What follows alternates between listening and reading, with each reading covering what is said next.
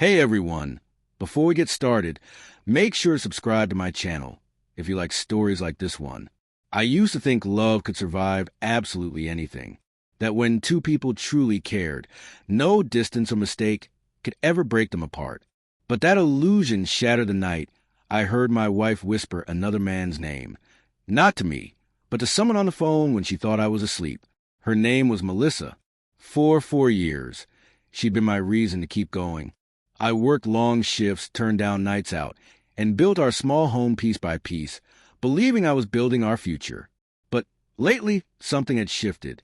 The warmth in her tone had cooled, her laughter sounded distant, and our bed, once a place of comfort, had turned into a Cold War silence. One evening, she came home smelling faintly of cologne that wasn't mine. I asked where she'd been. She gave a small smile and said, "Just drinks with coworkers."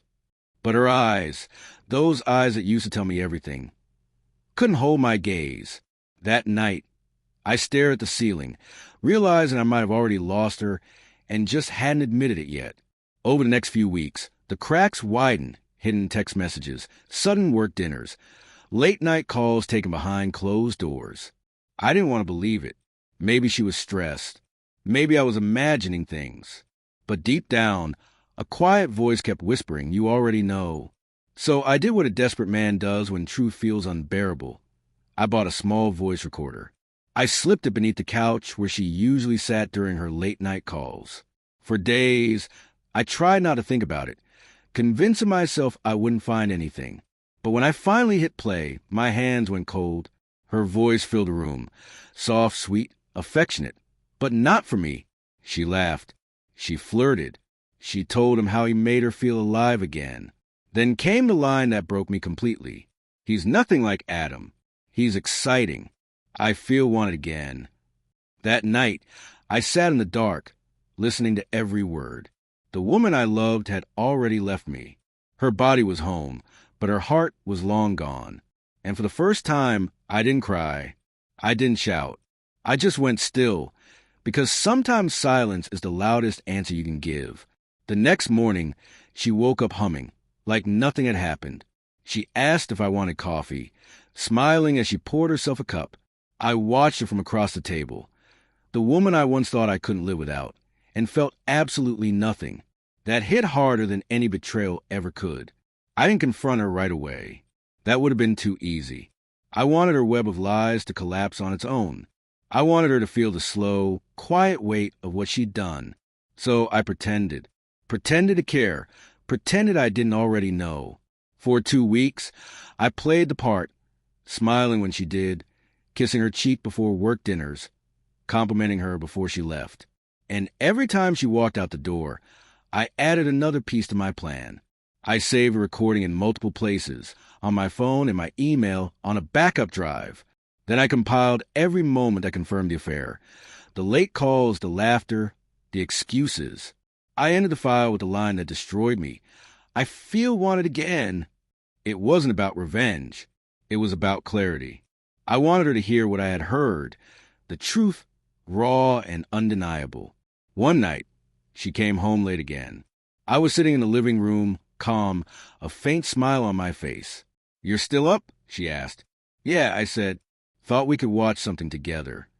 She shrugged, sat down, and started scrolling on her phone. I picked up the remote, turned on the TV, and pressed play. The screen went black for a few seconds, and then her voice echoed through the room. Her smile vanished. At first, she tried to laugh. "What is this?" she said. But when she heard her own words, "He's exciting. I feel wanted again," the laughter died. She turned pale, her hands trembling. "Adam, what did you do?" I said nothing. I just let the silence choke her. Her voice filled the room again, her secrets, her betrayal, her confession. When it ended, I stood up and said quietly, "Now you know what I've been hearing every night." She burst into tears, begging to explain, swearing it wasn't what it sounded like. But her voice meant nothing now. I'd already heard enough to last a lifetime.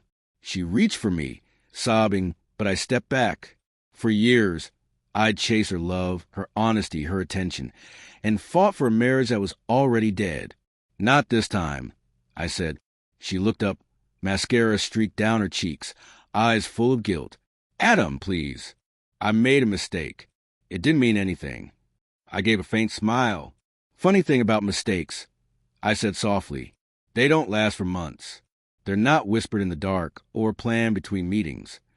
She collapsed onto the couch, covering her face, cried like her tears could undo it all. I walked to the drawer, took out an envelope, and placed it on the table. Inside were the divorce papers I prepared a week earlier. Her eyes widened. You already decided this? I decided the moment you stopped being mine. I said, I just wanted you to hear yourself first. The only sound left in the room was her crying. Then she stood, desperate, her tone breaking into anger. You can't just walk away after everything we've built. You can't end it like this. But I already had. I grabbed my jacket, looked around the house, the one I poured years of my life into, and realized it wasn't home anymore. It was a graveyard of memories. Every photo, every note she'd ever written, felt like a lie etched in time. She followed me to the door, pleading, swearing it was over with him, promising she'd fix it. But love doesn't return once it's poisoned. I opened the door and said softly, you had your chance to fight for us. Now I'm fighting for myself. The look on her face as I walked out, a mix of shock, regret, and realization, will stay with me forever. It was the moment she finally understood she'd lost the one person who still saw something good in her. In the weeks that followed, I didn't check on her. I ignored her calls. I didn't look back. For the first time in years, I chose peace over pain. I moved into a small apartment across town and started fresh, rediscovering what it felt like to breathe, without lies weighing me down. Sometimes, late at night, I think about that recording, how her voice once cut through me like glass. But now it's just a reminder that no matter how deeply you love someone, you can't save them from their own choices. And as for Melissa, I heard she tried reaching out months later. I never replied. Some stories don't deserve a second chapter.